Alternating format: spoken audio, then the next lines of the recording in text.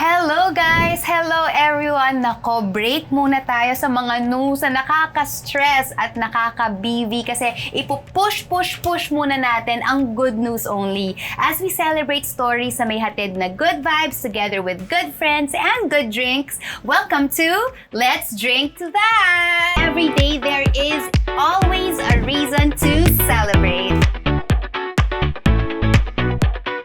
Let's drink to that!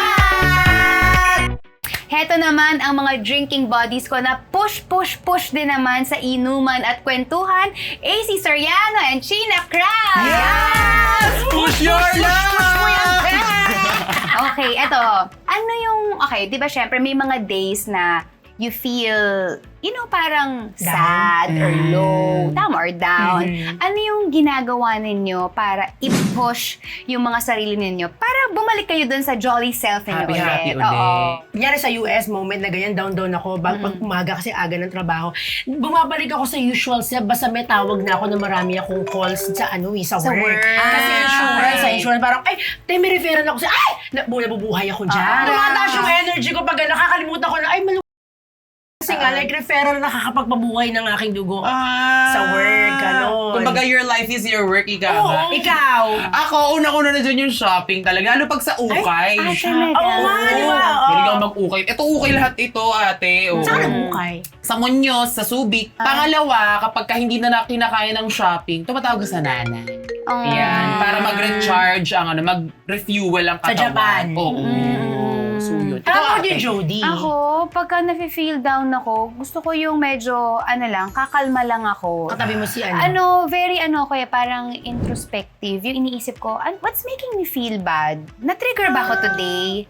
Kala ko Mga na pagkatabi ganon. mo si Moy, like, Kasi sobrang Moy, close kasi, mo. syempre may school. Tsaka pag may mga ganong moments, as much as I want to na, pero parang feeling ko yung ayoko sa kanyang ikarga yung mga ganong bagay. Oo, kasi syempre may mga pinagdaraanan din naman ng mga kabataan. Para wag daw idamay yung bata. Consider Kasi it. yun. Correct. But anyway, usapang tulakan tayo ha. Kasi Ay, nga push tulakan. Dahil ang game ng stories natin today ay push mo yan, be. Ayan. Paano nga ba sila lumaban para maisakatuparan ng mga good news na ibabalita natin today? Just like our drink of the day. Wow. Ito na nga, Strawberry Soda Fizz. Wow! Fizz be with you! Yes, kaya naman soda ang key ingredient natin for the week. Kasi nga, pinupush niyo talaga ang mga bubbles and fizz at pataas ng pataas sa ating drink. At talagang magiging sparkling ang araw natin, mga best. Kaya naman, let's drink to that! Gusto mo yung bubbles? Bubbles and fizz. Bubbles, baklang bakla. Diba? Good morning. Ang sarap. Iba talaga rin sa JSM, hindi tinipid ang strawberry. Our first story is about Raina Brito Garcia, isang Pinay na naipush ang pagiging executive ng isang airline at 30 years old. Right now, she is heading her own airline, ang Sunlight Air, na sinimulan niyang itinaguyod noong 24 years old pa lamang siya. Taray naman. At eto na nga mga mare ha, kaya raw na-inspire si Raina simulan ng Sunlight Air dahil sa konti lang ang mga flights papuntang Coron, Palawan na kung saan ay may family business din sila. Ito yung hospitality chain or simply mga hotels. Diba? Grabe rin ang pagka-business minded ni ate mo, diba? Taray ni Raina. Diba? At in 2019 tatlo lang raw silang employees ng Sunlight Air. Pero talagang pinush yung talagang aralin yung aviation codes, yung airline operations, sales and marketing, at iba pa. And today, around 200 employees na sila nagsa-specialize sa domestic flights. Wow, Naman ni congratulations. Raina, para maisip mo mag-ganon. Parang hindi naman lahat ng tao gagawa ko ng At 30, airline po. Anong 30 ako? Parang nagsasayaw lang ako sa Siguro kasi, di ba, parang nakita niya yung ano ba yung need.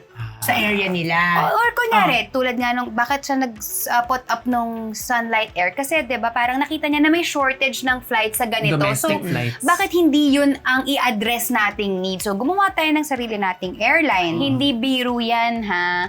And syempre, yung hawak mo buhay ng mga tao. Manpower din. And feeling ko hindi lang to yung basta yung sabi mong sinuwerte. This is really a product of hard work, yung privilege niya, ginamit niya sa mabuti. Diba? Dun sa kailangan ng area niya, dun sa Coron, Palawan, na konti nga lang ang domestic flights. Why not? Kung magkakaroon ng sariling airline, ano yung pa-promo na gagawin ninyo para maging marketing strat? Lahat ng mga kahulmakot, kahugis ko, libre Libre. ang sakay! Pero kailangan, pag sinukat mo, dapat either lalagpas, hindi pwedeng bitin. Sakto. Kailangan sakto or mahaba, okay. Pero pag bitin, hindi pwede kasi So, papanggap parang lang the yan. longer the better. Yes! Gusto ko, yung mga flights ko, mura lang pero may free Zumba sa loob ng eroplano. Oh my Minsan gosh. yung mga flights tumatagal na mga 12 hours, ganyan. So pwede ka na magagaganon Ayun yung doon. literal na magbabayad na lang ako sa ibang airline kaysa mag-zumba sa airline. O ikaw? Ako siguro pag binook nyo ang JSM Air. Ay, Tori, GSM Air! Habang claim natin yan, ang JSM Air, meron na kayong free na tours. Ang JSM Travel and Tour. Travel and Tour. Siya na din. Ganun din, oo. Sana Hindi sa aking papunta. sister company. Yes. Ayan. Para kay Ryan na girl boss ng kanyang sariling airline, push mo yan, be. Let's drink to that. Yes! Push mo yan, Raina! Let's fly to that, Oo, Raina. galing. Eto na nga guys, ang susunod naman natin na kwento ay tungkol sa Fun City. Ayan, isa itong interplay area sa United Arab Emirates na kung saan ay pinush nila ang charity program nila na Share a Toy. Oh. O, diba? For the Ramadan season yan guys. This is in partnership with the Islamic Affairs and Charitable Activities Department at Emirates Red Crescent. Families ang target ng Share a Toy program na ito and all they have to do is drop off their pre-loved toys sa mga dedicated collection boxes across more than 40 Fun City branches. This will be distributed by Emirates Red Crescent to children in need across UAE. In the last 3 years nga, more than 20,000 toys na ang naibahagi ng programa at bagay na inaasahang magbigay ng moral awareness at sense of responsibility for people na tumulong rin sa kapwa. Yes! Diba? Ang galing nito. Di ba meron tayong ganyan before dito local, yung Sa nagsishare? fast food. Oo. Oo, ang gagawin mo, pupunta ka dun sa fast food chain, sa stores nila, tapos kunyari meron kang toy na Hindi rin hindi mo na magamit. kailangan, ilalagay mo lang dun sa box, tapos sila yung magdo-donate dun sa mga Parang Toy Story ito. No? ganon. Ay, oo. Yung kwento na yan, di ba? Imagine mo yung feeling ng toy kung may mga buhay Ang sila. useless nila. Ang lungkot kapag kasama mo yung batas pag wala ka ng kwento. So this Oo. one, nabibigyan sila ng bagong buhay kasi may bago na silang kalaro. Parang Correct. ganon. Oo. And at the same time, maganda sa mga batang hindi nakakabili ng mga laruan. Totoo. Di ba? Nare-recycle ba natin yung mga Totoo. toys na imbes na itatapon na natin siya, meron pa rin makikinabang dun sa mga laruan na yun at merong bata na mapapasaya yung, kumbaga sa mata natin, maaring basura, na. Correct. Diba? Totoo. Kasi pag magliligpit ka, di ba? May tambak-tambak Oo, mo. ang tingin mo wala tambak na. na eh. Pero Tambak sa na. kanila, napaka-valuable nun. Totoo. At saka ate may add doon sa kasi sobrang sikat ngayon ng e-commerce websites na kung ano-anong pwede mong bilhin. So ang Okay. bilis na ng retention span ng mga bata na yung teddy bear dati, bili na lang tayo ng bago kasi may mas mura na sa online, di ba? So parang natatapon. So at least ngayon, pwede silang mag-share na sana dito, ito kasi sa ibang bansa ito, no? Sana magtuloy-tuloy yung dito, hindi ba yung sa Oo. fast food? Meron din namang mga organizations, like for example, yung Caritas Manila, yung pwede kang magbigay ng mga used clothing din. Lagi. Tapos- Parang all year round. Basta okay. kunyari mag-collect ka, kung meron kang isang box, 2 boxes, 3 boxes na Give napuno mo mo na. of your stuff, pwede mong ibigay sa kanila kasi may pagbibigyan din sila Correct. noon. Yes. Kayo, anong favorite toys ninyo nung bata kayo? Nung kabataan ko talagang marami ako mga laruan kasi isang anak. Naaaliw ako dun sa mga paper doll na binibilisan, yung mga nakaganyan, walang Tinitiklop. naka-shonti-shonti lang. Tapos nadamitan mo kasi naka-gown, naka-swimsuit, iba-iba kung anong mood mo. Power Diba? Rangers, may ganun pa dati. Kasi hindi ka makakabili ng Barbie, doon ka sa paper, Paper doll. doll. So, di sa bibihis-bihisan mo din. Tigli-lima di ba? lang. Oh, ikaw. Ako, nung bata ako, nagpabili ako ng espada sa tatay ko. Ng espada? Ano kaya? Espada. Anong ginawa mo sa espada? Sabi niya, hindi. Sabi niya, wow, lalaki yung anak ko. Ang gusto ko na talaga mag-isiisa sa kalsado sa Encantadia. Ikaw, Ate Jodes. Ako naman meron akong stuffed toy na Mickey Mouse. Merong naglabas na parang Fantasia na Mickey Mouse. So yung pinaka-head niya, yung parang magic hat niya, Yun yung parang, yung kinukot-kot kong ganun. Hanggang Hanggang sa ngayon. lumiit ng lumiit yung hat na yun. Tapos ang Paano tagal niliit? yun. Kinukot-kot niya. Kasi kinukot-kot, nasisira. Gano'ng kalaki yung Mickey Mouse? Kasi sa isip ko Hindi, malaki. ito yung Mickey Mouse. Tapos may hat siya. Tapos yung hat niya yung lumiit ng gano'n. Kasi hindi ako nakakabiyahe, hindi ako nakakaalis. Basta kasama ko siya lagi. Let's go to Disneyland. Aliyaya.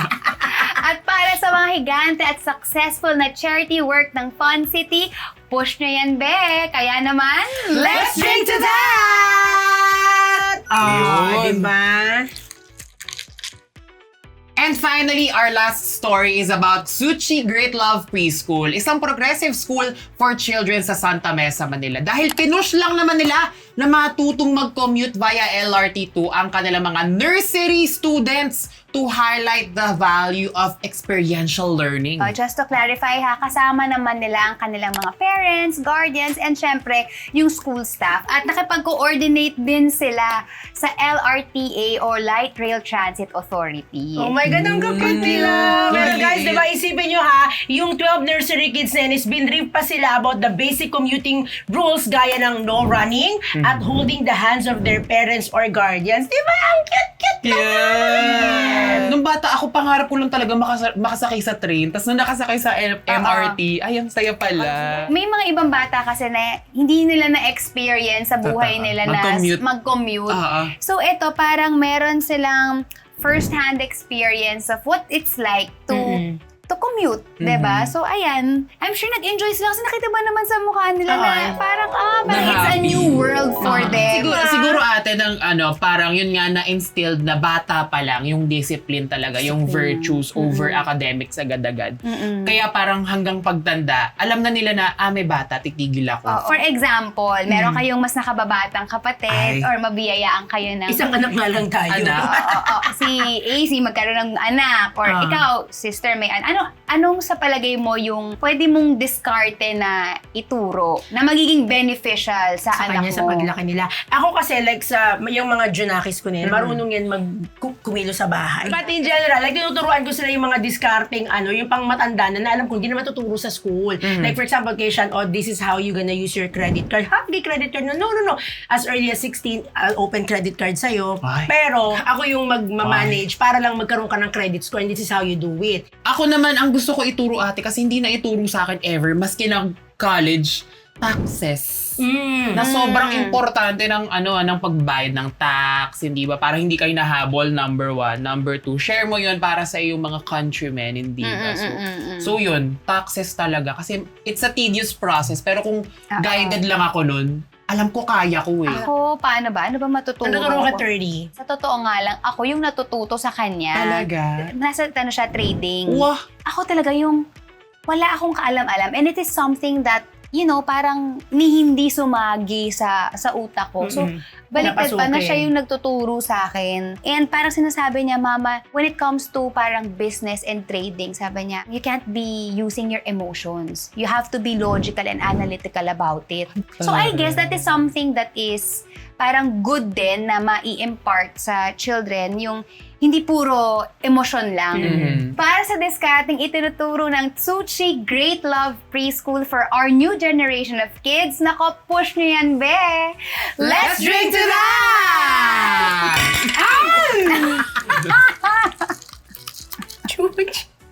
Guys, sana napusyuan ninyo ang mga good news na hatid namin today. Thank you for drinking and talking with me, AC and Sheena. Thank you. Ayan guys, please like, comment, and share this vlog episode. Subscribe na rin kayo sa The JSM channel at click the buttons now. Yun, buo nyo na yan. And if may good news pa kayo para sa amin or inspiring stories, ikwento nyo na yan sa comment section down below at malay mo, storya mo na ang pagchikahan natin, di ba? For more inspiring stories na hatid lamang ay good vibes, just keep tuning in to your newest source of good news because every day there is a reason to celebrate.